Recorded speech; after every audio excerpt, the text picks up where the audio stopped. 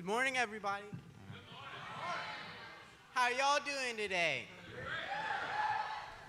Oh no. Okay. So I'm gonna give my testimony, and then there are gonna be two after me. So I might as well start right. So I grew up. I grew up around Bartlett, and I basically went to church my whole life. But something about that church that isn't really the same with this church is that they didn't want me to ask questions. Like, I would ask questions all the time, every single day, and people would get annoyed with me. I didn't see it as really a problem, but I guess they did. I don't know. So I got baptized at 10 years old. I won't say I really understood it then, but I do understand it now, and people can't take that salvation away from me.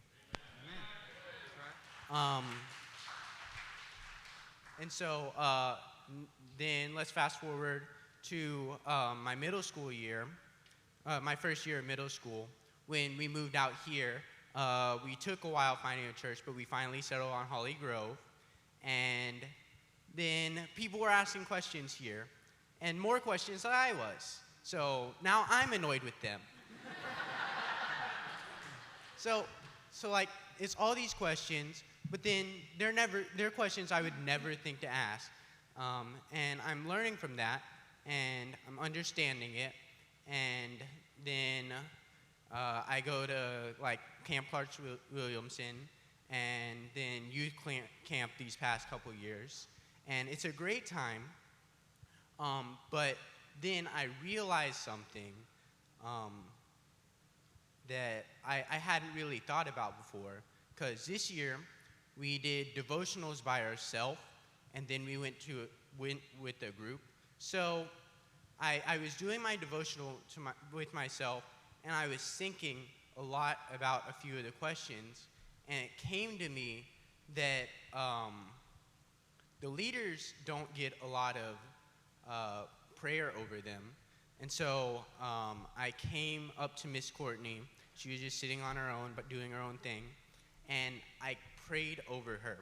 And what she said, like, touched me really hard. And it kind of hurt me, because she said, in my 10 years of leading, nobody had ever done that for me. So I want to take a moment. All my leaders from youth camp, please stand up. And everyone, give them a big old hand.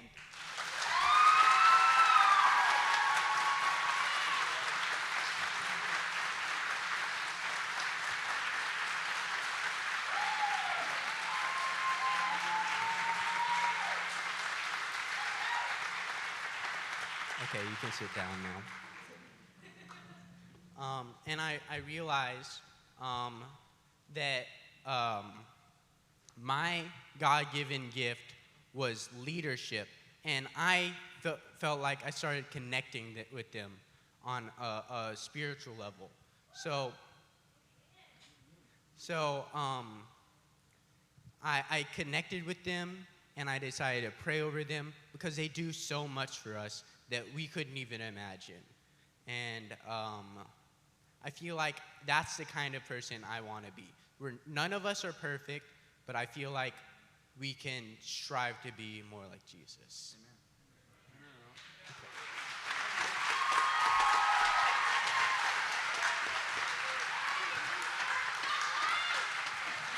Well, it's hard to follow something like that. For those of you who don't know, my name is Blake Sanders. Early on in my life, I grew up in the church with my grandma. Every Sunday I was over there when I was little. But when I grew up, as I got older, I wasn't over there as much, but I was still, at church, whether it be clopped in or bounced around a few churches with my parents. So, like I said, growing up, I was with my grandma every Sunday, or every weekend, but every Sunday was going to church. And so we went on a mission trip to Georgia back in 2014 or 15. And as soon as we got back, she got diagnosed with cancer. And it wasn't long after that that she passed away. And then I still went to church, but like like what we talked about this whole weekend, you got checking boxes. Showed up just to say you were there, just to, for your attendance. And I was there every Wednesday night. Some Sundays I would go, but I was in the seat, but I wasn't there. I was on my phone, wasn't thinking about anything, sleeping. And then shortly after that, I started, Courtney actually moved to Holly Grove, so I started coming to Holly Grove a little bit, and I really liked it. I liked all the people here, so I started coming, but I was still checking boxes. I wasn't here for the right reasons. I was here just to say I was here. And then I remember I went to Chrysalis because Courtney was making me, because I was, she told me, it's either you go now or I'm forcing you to go because you're fixing to be 18 and you won't be able to go. So I went to Chrysalis, unwillingly almost, and the first night I was just like, man, I don't even want to be here. The second night I was like, man, I don't even want to be here. And then I was sitting in the pew, just sitting there, and Jeremiah Wilson, he grabbed me and he said, I'm praying with you. Whether you want to or not, I'm praying with you. And so he prayed with me, and I don't know, something changed. I started bawling, and like it opened up my eyes, and after that, the whole rest of the experience was amazing. And so when you get done from Chrysalis, you're such on a spiritual high, you're on fire. And so I got back, I was in church, I wasn't checking boxes, I was actually there. But shortly, time went on, start checking boxes again. Started falling into back to being that lukewarm Christian we talked about at camp. And then one random day, sitting in school, first period, Matt Bringle sent me a text, and I was like, man, what in the world is this dude sending me a text for? I don't ever talk to him. And it was an Instagram reel, and it was like, I forgot what it was about, but it was like a Christian Instagram reel talking about something. And I was like, this man just sent me this on accident. I'm going to watch it anyway, and it was really good. And then I think it was a Tuesday, so that Wednesday, talked to him about it at church, and then he just kept sending me more stuff, whether that be Instagram reels or podcast or anything like that. And then we started talking about doing like a Tuesday night Bible study during open gym. Well, he did one, and then I was supposed to do one, and then it turned into not doing it because something happened. So we decided to do it on Friday night. It was supposed to be me, Matt, Seth, and Lily. And then we was playing around. We got ready to do the Bible study, and then 7 of Seth's friends that I had never seen before walked in the door, and I had to talk about Jesus in front of them. I was real nervous. But I did it. It was only like 2 minutes long, but, Jesus, you know what I'm saying? But Matt, he really helped me out. I know I can speak for myself, and I could probably speak for everybody in this front row right here. He's helped me out so much. He showed me, he pulled me from a place from checking boxes to wanting to be the Christian, to strive and do things, help out in the church. We talked about, bearing fruit. I'm the vine, you're the branches, and we're supposed to bear fruit. In Matt's testimony, he said that, we were his fruit, but what he doesn't realize is that most of us are bearing fruit now because of him and everything that he has done for us. And at camp, it was an amazing experience between worship and all the talks that we had. It touched a lot of people. Everybody was crying. It was real emotional. So just wanted to say thank y'all to everybody who helped with camp, even in this crowd right now, who put time and effort into this. I wanted to say thank y'all because y'all gave the best experience to most of these kids right here in these pews. So thank y'all.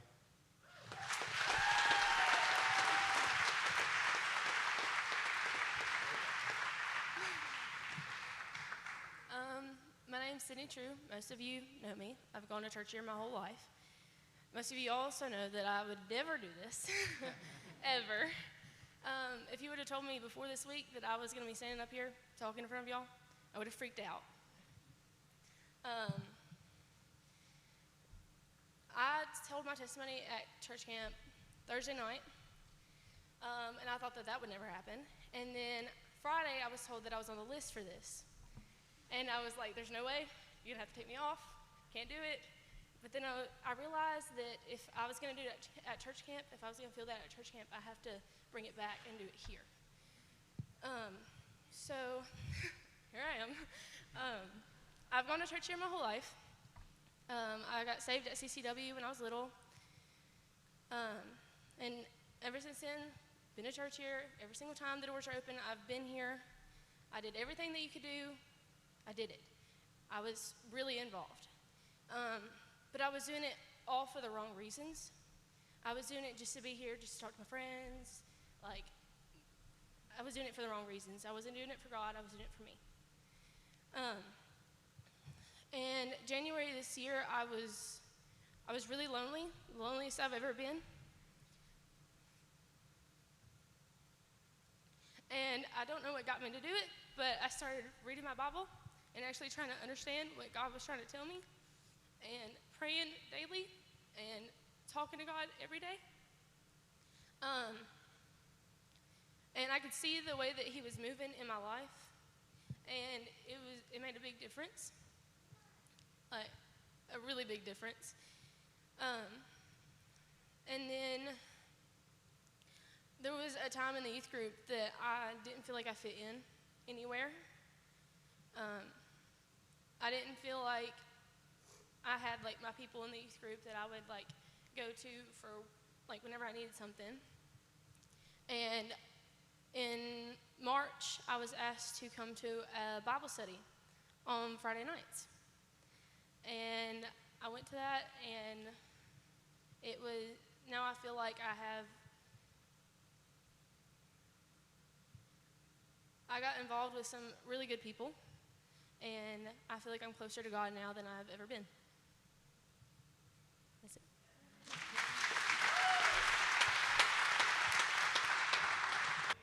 What'd y'all think of worship?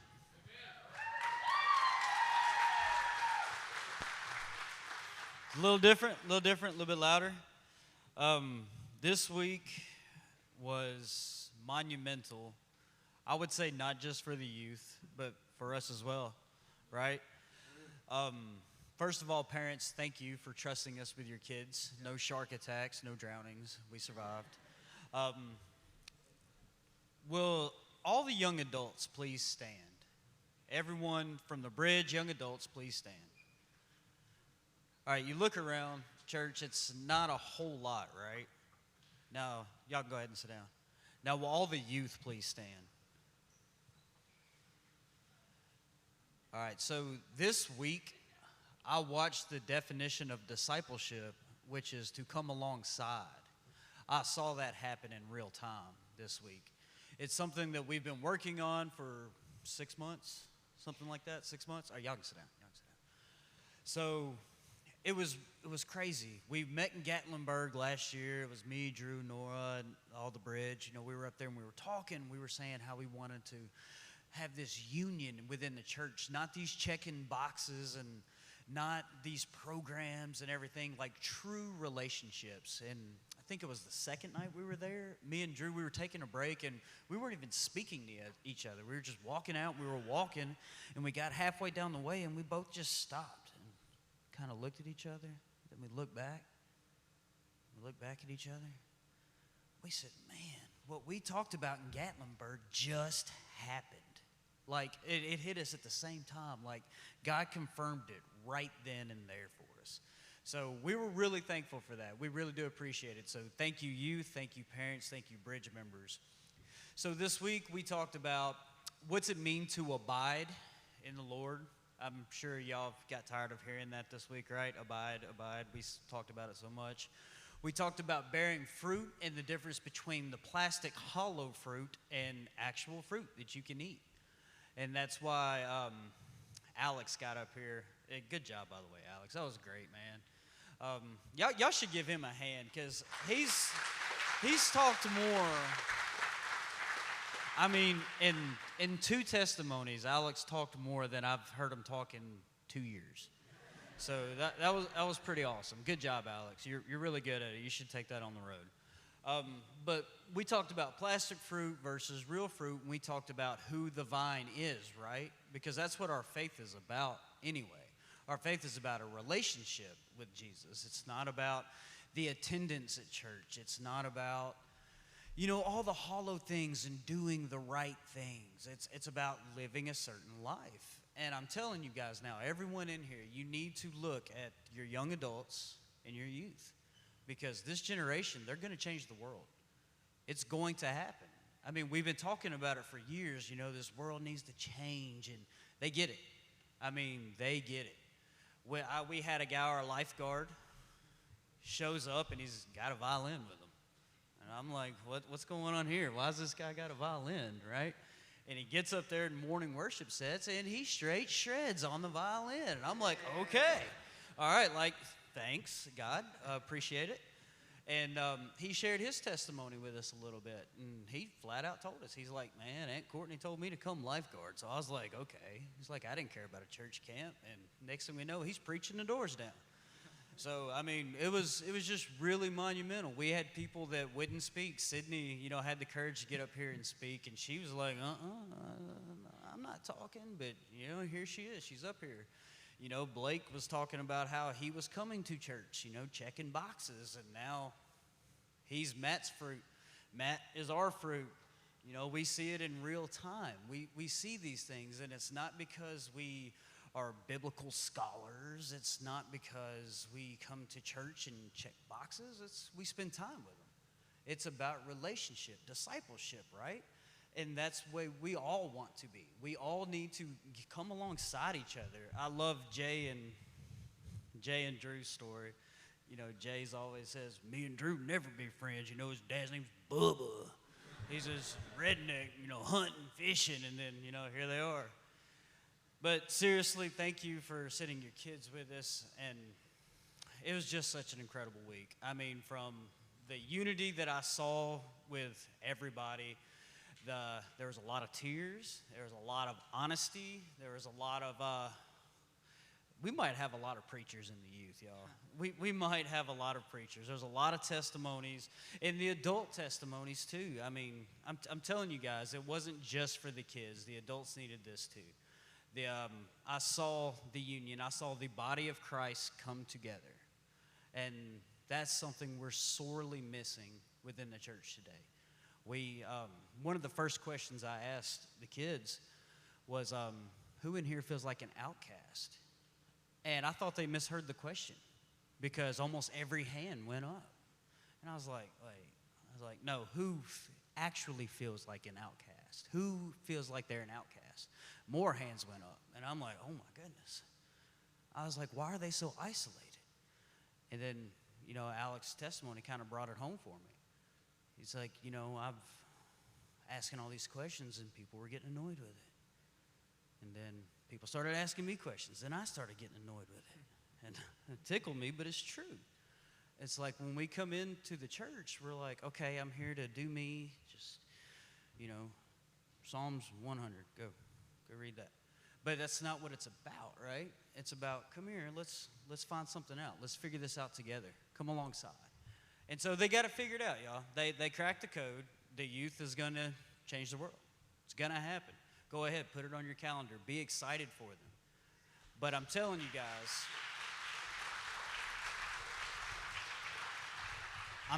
guys, you can invest all the money you want into programs.